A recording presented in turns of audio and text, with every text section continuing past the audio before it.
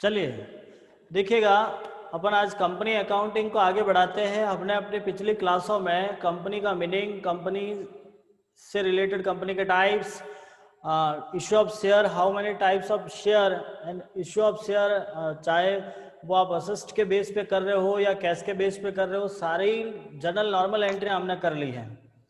फिलहाल हम समझते हैं कंपनी के अंदर आगे कुछ ऐसे स्पेशल पॉइंट आते हैं जो कुछ हद तक आपके काफ़ी इंपॉर्टेंट रहेंगे और आगे वाले लगभग सारे ही प्रश्नों में वो पॉइंट दे रखे हैं।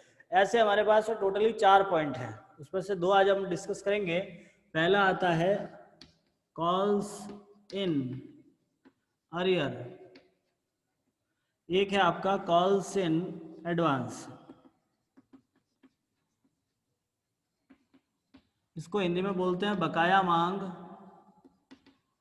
और ये होती है आपकी अग्रिम मांग। एक है बकाया मांग, एक है आपकी अग्रिम मांग। देखिए बकाया मांग क्या होती है, अग्रिम मांग क्या होती है। बकाया मांग किसे कहते हैं, तो मैं इसका डेफिनेशन बोल रहा हूँ, आप बड़े ही ध्यान से सुनिएगा कि जब कोई अंशधारक अपनी मांग राशि का भुगतान समय पर नहीं करता है, जब कोई अंशधारक अपनी मांग राशि का भुगतान समय पर नहीं करता है, जब कोई अंशधारक अपनी मांग राशि का भुगतान समय पर नहीं करता है, बकाया मांग कहलाती है। और जस्ट इसका अपोजिट कि जब कोई अंशधारक अपनी मांग राशि का भुगतान समय से पूर्व कर लेता है।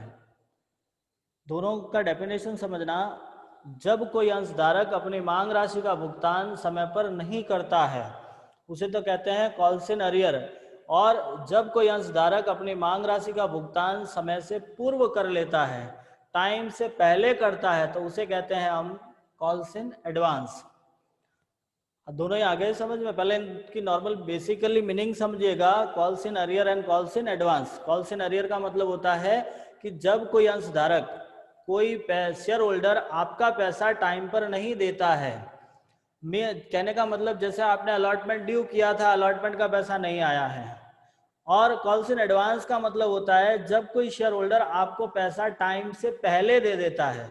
मीन्स आपको एप्लीकेशन के साथ अलॉटमेंट दे दिया, आपको फर्स्ट कॉल के साथ सेकंड कॉल दे दी, आपको अलॉटमेंट के साथ में फर्स्ट कॉल दे दी, तो वो होता है आपका जब टाइम पीरियड से पहले पैसा आता है तो उसे कहते हैं कॉल्स इन एडवांस।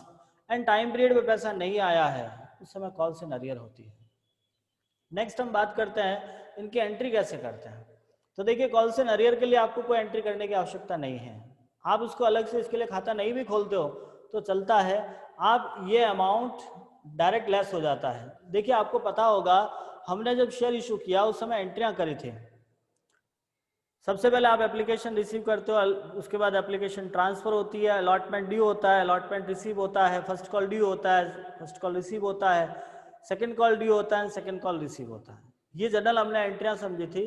तो जो calls in arrear, calls in advance होते हैं, ये दोनों ही आपके रिसीव एंट्री में एडजस्ट होते हैं। आपको पता होगा आपके पास 4 एंट्रियां होती है कैपिटल से और 4 एंट्रियां होती है बैंक से। ये जो कैपिटल वाली एंट्रियां हैं हम ड्यू एंट्री बोलते हैं और इन्हें हम रिसीव एंट्री कहते हैं। तो जो आपका calls in advance and calls in arrear है वो दोनों ही रिसीव एंट्री में आते हैं, उनको आपको रिसीव एंट्री में ही एडजस्ट करना है। ठीक है, ये दोनों आपको रिसीव एंट्री में एडजस्ट करने होते हैं, चाहे वो कॉल्स इन अरियर हो या कॉल्स इन एडवांस हो। मैं आपको जो कह रहा हूँ बड़े ही ध्यान से सुनिएगा, समझने की कोशिश करना। पहले हम बात करते हैं calls in arrear. Calls in arrear के लिए अलग से कोई जनरल एंट्री नहीं करते हैं, ये रिसीव एंट्री में से लेस किया जाता है। कॉल्स इन अरियर के लिए अलग से कोई एंट्री नहीं करते, इसे रिसीव एंट्री में से लेस करना है। कॉल्स इन एडवांस के लिए अलग से एंट्री होती है। क्या एंट्री होती है, तो इसके लिए 2 ऑप्शन है। ऑप्शन क्या है, जब रिसीव किया जाता है, जब प्राप्त करते हैं तब टू कॉल्स इन एडवांस लिखेंगे, और जिस कॉल से रिलेटेड है उसमें आपको कॉल्स इन एडवांस डेबिट करना है। ये करना कैसे, अपन एक छोटा सा सवाल समझते हैं तब जाके समझ में आएगा। आप मेरे साथ में इस सवाल को लिख दीजिएगा जो मैं लिख रहा हूं, ठीक है। देखिएगा आपके सामने एक सवाल लिखा हुआ है, आप चाहो तो इस सवाल का एक बार स्क्रीनशॉट ले सकते हो या आप खुद लिख सकते हो। मैं एक बार प्रश्न को हल्का सा समझा देता हूँ, फिर इसको हम सॉल्यूशन करेंगे। प्रश्न में लिखा आपको, कंपनी 10,000 क्षमता अंश इशू करती है, 10 रुपए वाला एक शेयर है, 10% प्रीमियम पे है, जिस पर आवेदन 3, आवंटन 4, शेष प्रथम मांग पे है। एक अंश धारक जिसके पास 300 अंश थे, प्रथम मांग व आवंटन की राशि का भुगतान नहीं कर सका। देखिए सवाल के अंदर हमने एक ऐसा पॉइंट डाला जो एक शेयर होल्डर पैसा नहीं दे रहा है। जब एक कंपनी का शेयर होल्डर कंपनी को पैसा नहीं देता है तो उसे हम बोलते हैं कॉल्स इन अरियर। जब कोई शेयर होल्डर आपका पैसा टाइम पर नहीं देता है तो उसे क्या कहते हैं, कॉल्स इन अरियर। ठीक है, अब इनके लिए एंट्री कैसे करेंगे, सवाल को हल कैसे करना है, तो आप ध्यान से समझिएगा, मैं इस सवाल को सॉल्व कर रहा हूँ। फर्स्ट एंट्री, आपको याद होगा हमने स्टार्ट में एंट्रियां जब समझी थी उस समय हमने ये पॉइंट समझा था कि आप सबसे पहले एप्लीकेशन रिसीव करते हो तो हमने एंट्री करी bank account debit to equity share application, bank account debit to equity share application. देखो कंपनी टोटली 10,000 शेयर इशू कर रही है, एक शेयर का एप्लीकेशन है 3 रुपए, कंपनी 10,000 शेयर इशू कर रही है, 3 रुपए एप्लीकेशन के हिसाब से आपका पैसा बना 30,000। नेक्स्ट, इस एप्लीकेशन को आप ट्रांसफर करोगे कैपिटल में, एंट्री करोगे equity share application account debit to equity share capital, 30,000 आप यूं का यूं ट्रांसफर कर लीजिएगा। नेक्स्ट आगे अलॉटमेंट ड्यू करना है आपको, आपकी third entry equity share allotment account debit to equity share capital to security premium. देखिए आपका कंपनी शेयर प्रीमियम पे इशू कर रही है, लेकिन हमारे को ये क्लियर नहीं लिखा हुआ कि प्रीमियम कौन सी कॉल के साथ में है, एप्लीकेशन में, अलॉटमेंट में, फर्स्ट कॉल में, तो हम यहाँ पे इसको अलॉटमेंट में लेके जाते हैं। जब किसी प्रश्न में क्लियर इन्फॉर्मेशन नहीं है कि आपका प्रीमियम कौन सी कॉल के साथ में है तो आप उसे फर्स्ट कॉल में लेके जाओगे, सॉरी आप उसे अलॉटमेंट के साथ में लेके जाते हैं। ठीक है, तो हम यहाँ पे प्रीमियम को यहाँ एडजस्ट करते हैं। देखिए आपके 4 रुपए अलॉटमेंट का है, कंपनी टोटल 10,000 शेयर इशू कर रही है, 4 रुपए के हिसाब से अमाउंट हो गया 40,000।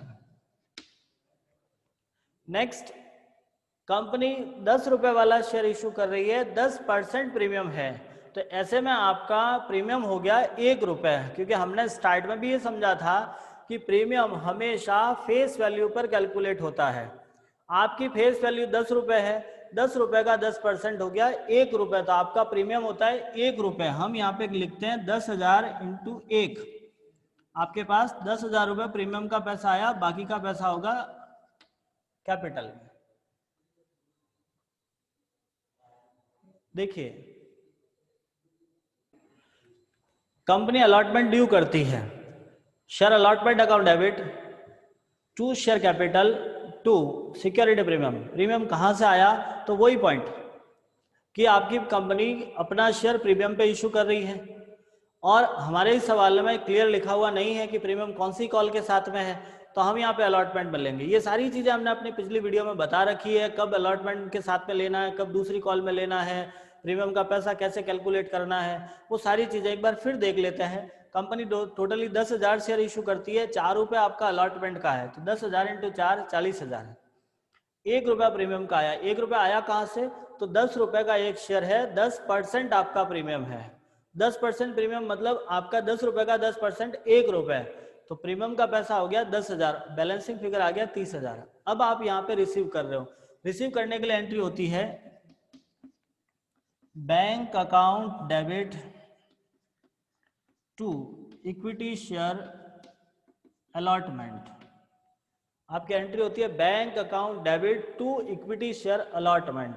देखिए अब यहां पर आपको अमाउंट भरना है और यहां कॉल्स इन अरियर का रोल होगा। आपके सवाल में कॉल्स इन अरियर दिया हुआ है, इसका रोल यहां क्लियर होता है।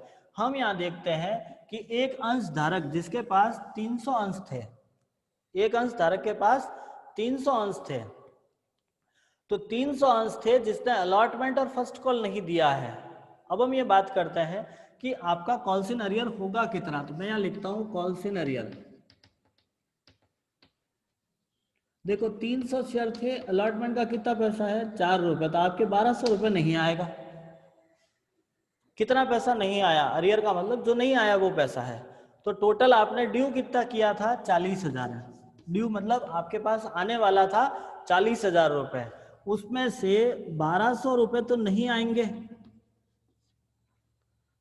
40,000 में से 1200 रुपये नहीं आए। ये 1200 कौन से है, तो 300 शेयर 4 रुपये के हिसाब से अमाउंट होता है 1200 रुपये। Any doubt? First total company due कर रही है 40,000 रुपये। 40,000 रुपये ये रहे, जिसमें से 1200 रुपये नहीं आएंगे। 1200 रुपये कहाँ से आए, तो कंपनी 300 शेयर, एक शेयर होल्डर जिसके पास 300 शेयर थे उसने आपको फर्स्ट कॉल का पैसा नहीं दिया, अलॉटमेंट का पैसा नहीं दिया। And our allotment money is 4 rupees. समझ में आ रहा है मैं क्या कह रहा हूँ? आपके पास 300 शेयर थे जिसने अलॉटमेंट का पैसा नहीं दिया है, तो ये जो अलॉटमेंट का पैसा नहीं आया है वही होता है आपका कॉल्स इन अरियर, जो आपको यहाँ से लेस करना है। 40,000 माइनस 1200 रुपये, आप 1200 रुपये माइनस करोगे, पीछे बचेगा आपका 38,800।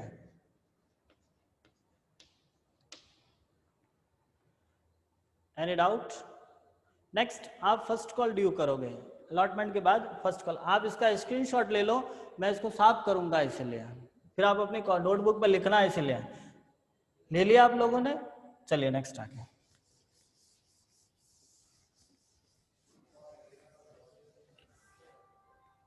नेक्स्ट आपके पास में एंट्री होगी फर्स्ट कॉल ड्यू करने के लिए। Equity share first call account debit to equity share capital. Company देखिए 10,000 है। अब आपका फर्स्ट कॉल का पैसा कितना होगा, तो हम फिर से वही कैलकुलेशन देखते हैं। कंपनी एक शेयर 10 रुपये का था, 1 रुपया प्रीमियम, 11 रुपये का आपका एक शेयर हो गया, जिसमें से 3 रुपये अलॉटमेंट, 4 रुपये 3 रुपये एप्लीकेशन, 4 रुपये अलॉटमेंट, पीछे बचा 4 रुपये आपका जो फर्स्ट कॉल का पैसा होगा। अब आप यहाँ पे फर्स्ट कॉल के 4 रुपये के हिसाब से अमाउंट भर लिया 40,000। अब आप यहाँ पे रिसीव करोगे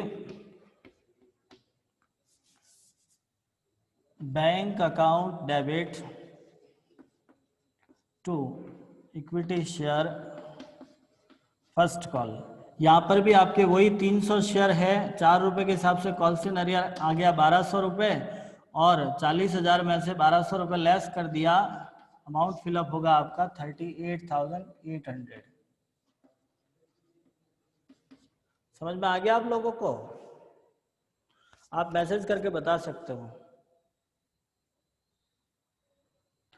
देखिए आपके सामने एक सवाल लिखा है कि कंपनी 20,000 शेयर इशू करती है, 10 रुपये पर शेयर है, जहां एप्लीकेशन 3, अलॉटमेंट 5, बाकी बचा वो फर्स्ट कॉल। तो सिंपल सी बात है, 10 रुपये का शेयर है। इस सवाल में कहीं प्रीमियम नजर नहीं आ रहा है। जब प्रीमियम नहीं है इसका मतलब शेयर 10 रुपये का था, वो 10 रुपये में ही इशू होगा। तो हमारा एप्लीकेशन 3, अलॉटमेंट 5, पीछे बचा 2 रुपये। That mean our first call is 2 rupees. Any doubt? Next, एक शेयर होल्डर जिसके पास 400 शेयर थे, उसने अपनी मांग राशि का भुगतान आवंटन के साथ किया है। देखिए यहाँ पर आपका पैसा टाइम पीरियड से पहले आ रहा है। पहले वाले सवाल में था टाइम पीरियड के पर नहीं आया था। एक share holder who hold 300 share does not pay the amount of allotment and first call in the last questions। पिछले प्रश्न में हमने देखा था कि एक शेयर होल्डर था जिसके पास 300 शेयर थे जो अलॉटमेंट एंड फर्स्ट कॉल का पैसा नहीं दिया था। But in this question a share holder who hold 400 share is to be paid the amount of first call with allotment. इस सवाल का मतलब यह है कि आपका शेयर होल्डर 400 शेयर रखता है, उसने फर्स्ट कॉल का पैसा अलॉटमेंट के साथ दिया है। देखो सवाल दोनों सेम तरीके से करना है। फर्स्ट एंट्री जैसे हमने पिछले सवाल में की थी, एप्लीकेशन रिसीव करेंगे bank account debit to equity share application, bank account debit to equity share application. Amount total 20,000 share हैं, एप्लीकेशन का 3 रुपए 60,000। नेक्स्ट एप्लीकेशन ट्रांसफर करोगे, equity share application account debit to equity share capital. Equity share application account debit to equity share capital same 60,000। ठीक, अब आप entry करोगे allotment due करने के। Equity share allotment account debit to equity share capital. देखिए यहां premium नहीं दिया हुआ इसलिए हम प्रीमियम नहीं लिख रहे हैं, ठीक है। अमाउंट फिलअप करोगे